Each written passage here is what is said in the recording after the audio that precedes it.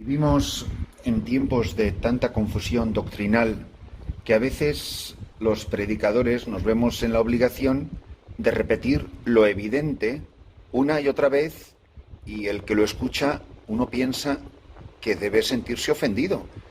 Pero cuando uno escucha la lectura de los Hechos de los Apóstoles, hoy la primera lectura del martes de la quinta semana, en el capítulo 14, versículo 19 de los Hechos, uno descubre que es que no queda la menor duda de a qué se dedicaban los primeros cristianos.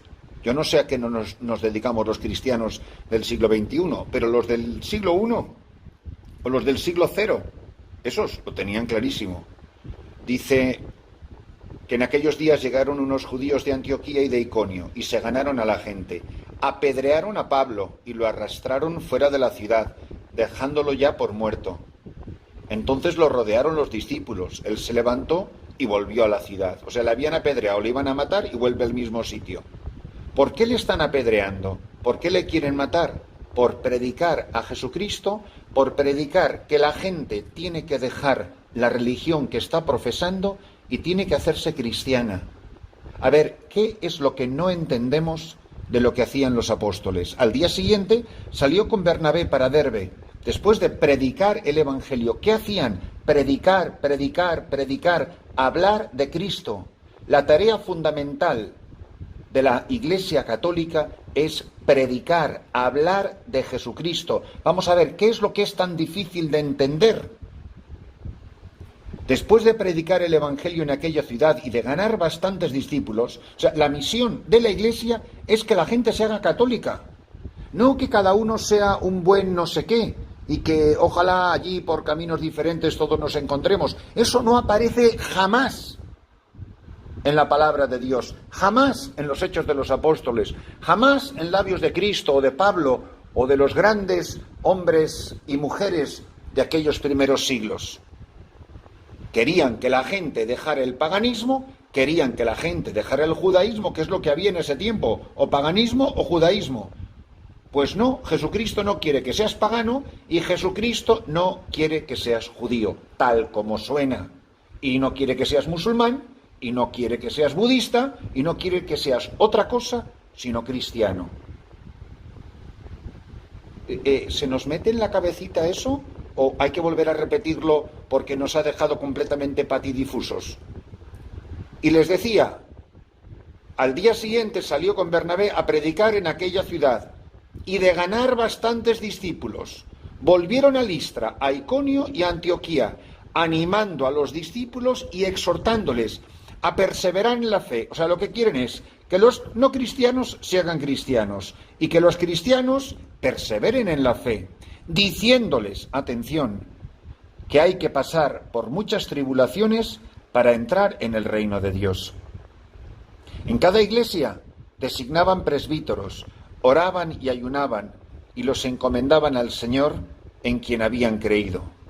Atravesaron Pisidia y llegaron a Panfilia, es que no paraban estos tipos. Y después de predicar la palabra en Perge, ¿qué es lo que hacían? Predicar, a todo el que quisiera escuchar. Bajaron a Atalía y allí se embarcaron para Antioquía, de donde los habían encomendado la gracia de Dios para la misión que acababan de cumplir. Y termina. Al llegar, reunieron a la iglesia, les contaron lo que Dios había hecho por medio de ellos y cómo habían abierto a los gentiles las puertas de la fe. Se quedaron allí bastante tiempo con los discípulos. La misión de la iglesia es que todo el mundo sea cristiano, que todo el mundo crea en Jesucristo, que todo el mundo le acepte a Jesús como su Señor y Salvador. Y Jesucristo no quiere que haya ni judíos, ni budistas, ni musulmanes, ni confucionistas del séptimo día. A ver si se nos mete en la cabeza de que tenemos una responsabilidad gravísima de que todo el mundo se convierta a Cristo, de que todo el mundo se arrodille delante de Jesucristo, de que todo el mundo sea bañado por la sangre de Cristo, se arrepienta de sus pecados y sea perdonado por Jesucristo, para que todo el mundo reciba vida nueva en Cristo. Esta vida nueva es la que en concreto nos relata el evangelista San Juan en el capítulo 14, versículo 27, y habla de un tema precioso, muy bonito. La paz os dejo, mi paz os doy. No os la doy como la da el mundo. Que no se turbe vuestro corazón ni sea cobarde. Me habéis oído decir, me voy y vuelvo a vuestro lado. Si me amarais, os alegraríais de que vaya al Padre, porque el Padre es más que yo. Os lo he dicho ahora antes de que suceda, para que cuando suceda creáis. Ya no hablaré mucho con vosotros, pues se acerca el príncipe del mundo. No es que él tenga poder sobre mí, pero es necesario que el mundo comprenda que yo amo al Padre y que como el Padre me ha ordenado, así actúo yo. Mirad, hoy el tema de la paz no puede ser más real y más importante, porque si en la primera lectura nos hablaba del encuentro con Cristo resucitado, la conversión a Cristo tanto de los paganos como de los judíos, aquí lo que aparece en el Evangelio es que el encuentro con Cristo, aceptar a Jesucristo, es ser inundado de paz, estar lleno de paz. Señor, tú eres la paz de mi corazón. Yo no tenía paz hasta que yo no te encontré. Hasta que no recibí de tus manos el perdón de los pecados, yo no tenía paz.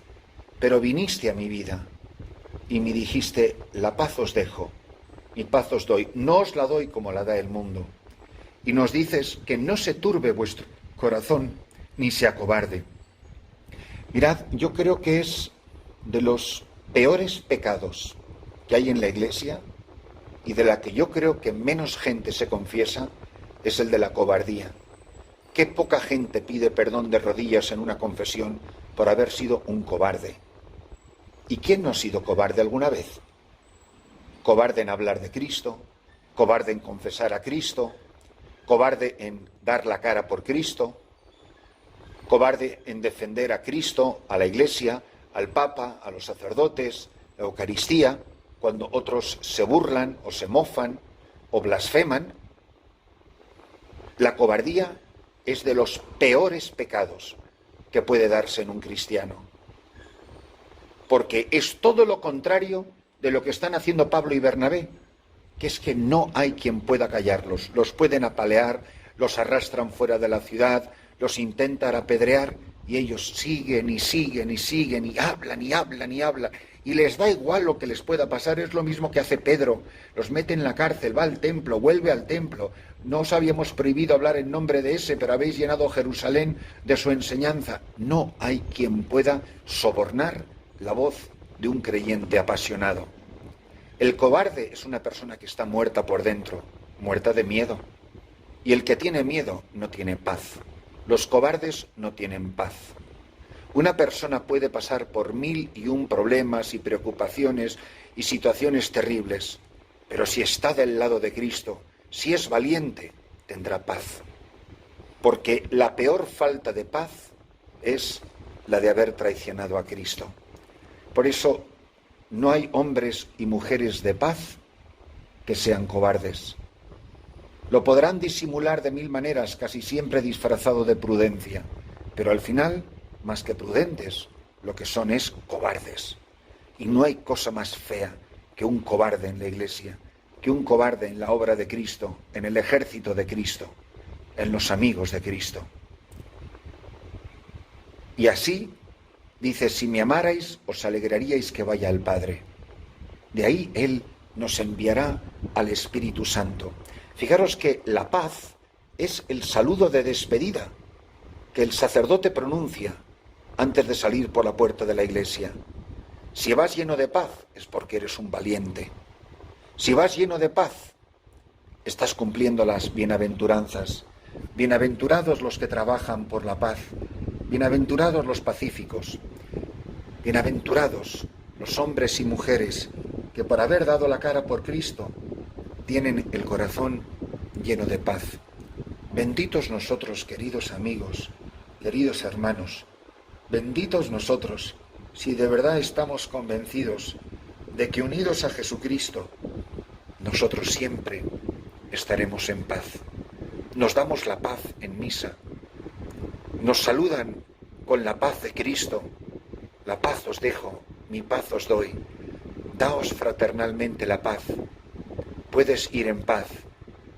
Nos lo dicen igual en el sacramento de la confesión. Tus pecados están perdonados. Vete en paz. Es el fruto del Espíritu. Es el fruto de la valentía del que ha luchado bien por Cristo. Bienaventurados nosotros, si siendo valientes tenemos el corazón lleno de paz.